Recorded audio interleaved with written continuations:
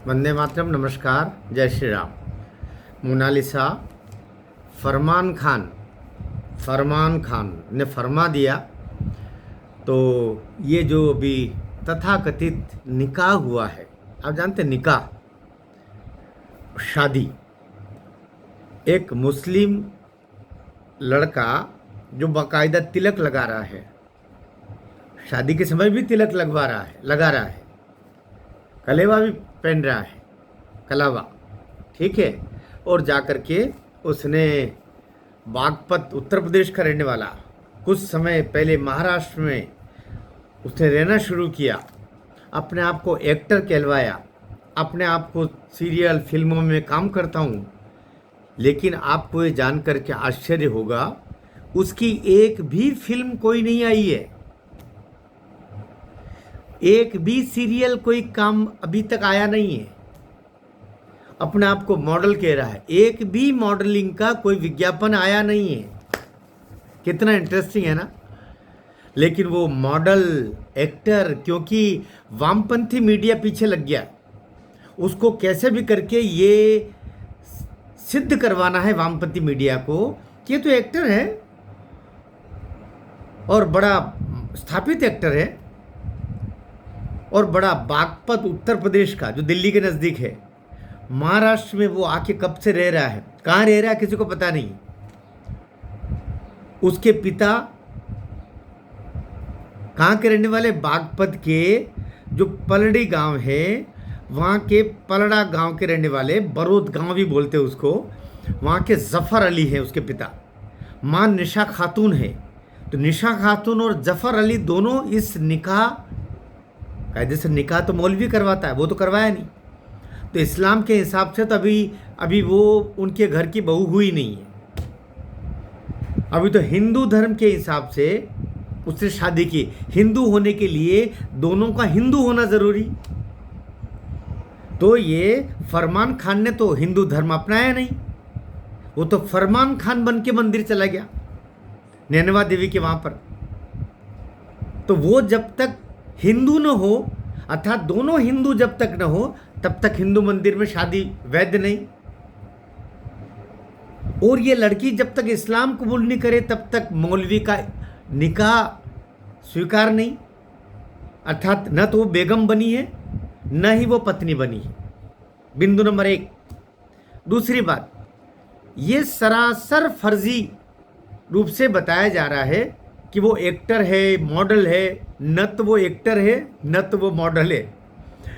ये ज़रूर हमारे सूचना तंत्र बता रहा है कि केरल का PFI प्लानिंग वे से ऐसी लड़कियां तलाशता है जो कहीं न कहीं स्थापित हो जाते हैं। ऐसी लड़कियां, उनके पीछे फिर कुछ लड़कों को लगा देते हैं। इसके लिए बाकायदा फंडिंग होती है, बाकायदा कई लोग लगते हैं, पूरी टीम लगती है, और उसको इस तरीके से चारों ओर उलझा करके, फंसा करके, और उसको पता ही नहीं चलता है, और उसके माइंड से अपने परिवार वाले गायब हो जाते हैं, सब मित्र मंडली गायब हो जाती है। दिमाग में केवल यही रखता है, अब बस मुझे इसी से शादी करना है। और शादी होती है। बाकायदा जो शादी करता है वो एक नीले रंग का ड्रम भी खरीद लेता है, बाकायदा एक बड़ा सा सूटकेस भी खरीद लेता है, बाकायदा घर में एक बड़ा सा फ्रिज भी खरीद लेता है। ये ऐसा वो क्यों करता होगा, लेकिन ये काम भी वो लोग कर लेते। अभी तो बताया जा रहा है कि आंखें बहुत महंगी बिकेगी। अभी जो केरला स्टोरी 2 गई ना, उस पर 3 लड़कियों को बताया ना, बाकायदा हकीकत में। अब लोग कह रहे हैं कि ये मोनालिसा तो केरला स्टोरी 3 बनेगी। ऐसा हो नहीं यार, दुख हो रहा है, कहते हुए तो दुख हो रहा है। लेकिन कहा जा रहा है, अभी ये और मुद्दा आया है उत्तर प्रदेश से, कि कुछ पत्रकार बंधुओं ने, कुछ मित्रों ने बताया ये तो बांग्लादेशी मुस्लिम है, बांग्लादेशी है। ये और नया ततुम्बा निकल आया।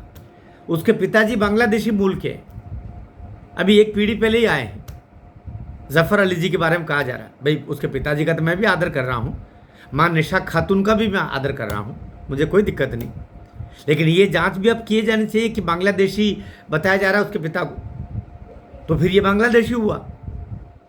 ये भी कहा जा रहा है कि CAA का आंदोलन जो दिल्ली में हुआ था उसमें भी ये शामिल हुआ था। इसकी भी जांच होनी चाहिए। PFI के रिश्तों की जांच होनी चाहिए। ये फरमान खान के सारे खातों की जांच होनी चाहिए। क्या यह एक नाटक तो नहीं हो रहा है कि जफ़र अली निशा खातून पहले कह रहे कि मैं हम नहीं इसको अपनी बहू नहीं मानेंगे। अभी तो ये वहाँ ज़बरदस्ती जाएगी तो भी वहाँ ज़बरदस्ती गौ मांस भी तो खिलाया जाएगा, वो तो खाना ही पड़ता है। फिर आपने इस्लाम की बेगम बनी हो तो फिर आपको तो बीफ गो, जिसको दुखी मन से बोलते हैं हम कि गोमांस, अंग्रेजी में आप बीफ कह लो तो है तो लो वो गोमांस ही ना, वो भी तो खाना पड़ता है। वहाँ 5 दफे का सब कुछ वो करना ही पड़ेगा।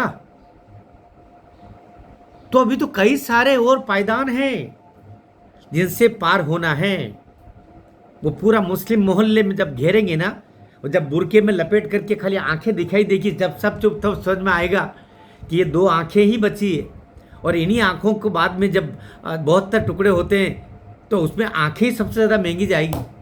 क्या इन आंखों के लिए तो शादी नहीं की है ताकि बहुत सारे अंग जग बेचे जाएं तो अच्छी खासी कीमत मिले, बहुत करोड़ों में कीमत मिल जाएगी आंखों की। दुखी होके बोल रहा हूँ, लोग ऐसा कह रहे हैं इसलिए मैं कह रहा हूँ।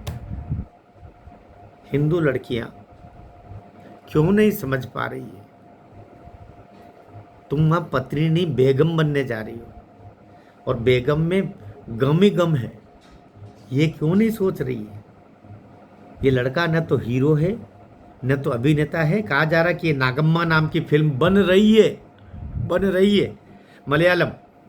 अच्छा, केरल में जो भाषा चलती है उसको मलयालम कहते हैं ना, है ना, इसलिए केरल में जैसे तमिलनाडु में तमिल चलती है, केरल में केरली नहीं चलती, उसकी भाषा का नाम मलयालम है।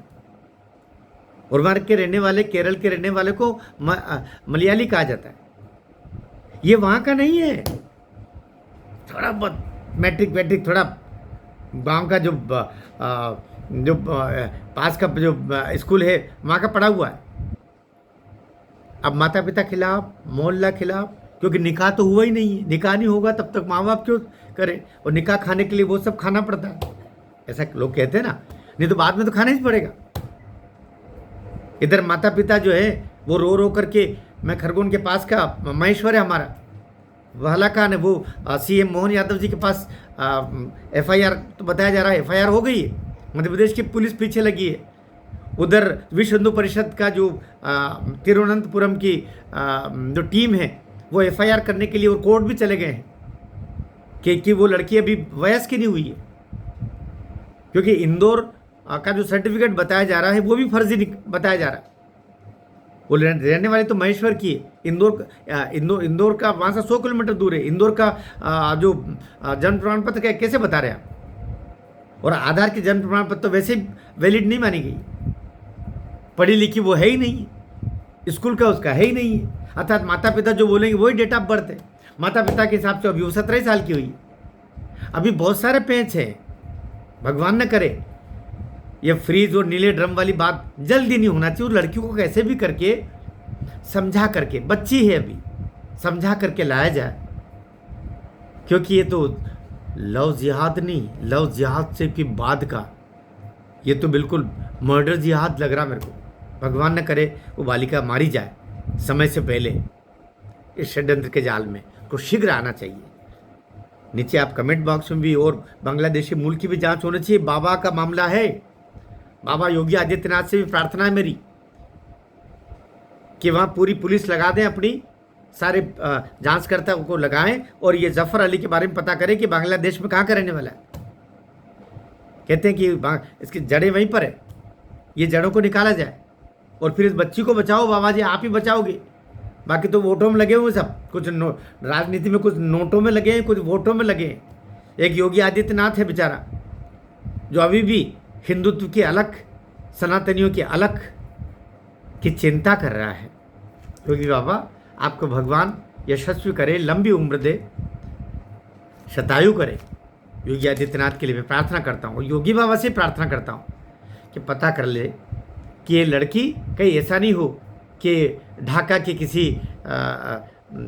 किसी होटल में उसके शरीर का सौदा हो जाए, या उसके अंगों का बाद में सौदा हो जाए। आंखें बहुत कीमती जाएगी बोले, इसके लिए तो सारा षड्यंत्र बिछाया है।